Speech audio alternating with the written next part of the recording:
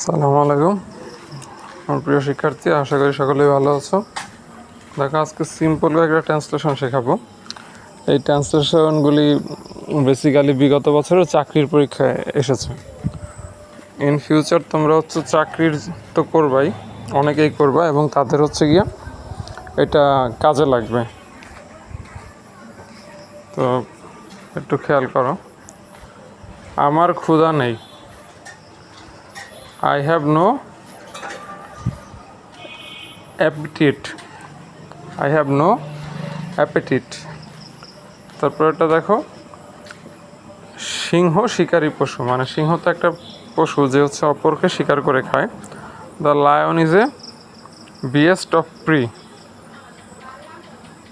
সে আমার বয়সে বড়। He is senior to me in respect of age. এখানে তুমি বললেই হয় যে he is senior to me in age, এটা লিখলেও হবে। আর সিনিয়র জুনিয়র এগুলির বসার সময় টু হয়, এখানে কখনো দেন হয় না কম্পেয়ারের ক্ষেত্রে।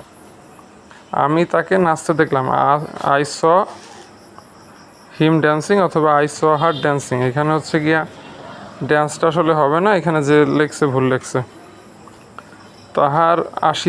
তাহারা আসিতে রাজি হইল না। দে রিফিউজ টু কাম।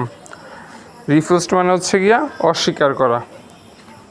রিফিউজড মানে অস্বীকার করা বা রাজি না হওয়া, অথবা দে ডিসঅ্যাগ্রিড টু কাম। আসলে এখানে রিফিউজড মানে অস্বীকার বা জোরপূর্বক কোনো কিছুতে পার্টিসিপেট না করাটাই বোঝায়, এর জন্য রিফিউজড ইউজ করছে। তার এখানে কোনো বন্ধু নেই বললেই চলে। He has few friends here, মানে ফিউ মানে নেই বললেই চলে, এজন্য ফিউ ফ্রেন্ডস বলছে। সে কিং কর্তব্য বিমূঢ় হয়ে গেল। He found himself at his wits ends. Wits and, wits and বলতে গিয়া মানে বুদ্ধি আর কি হারায় ফেলে মানুষ। কিং কর্তব্য বিমূঢ়।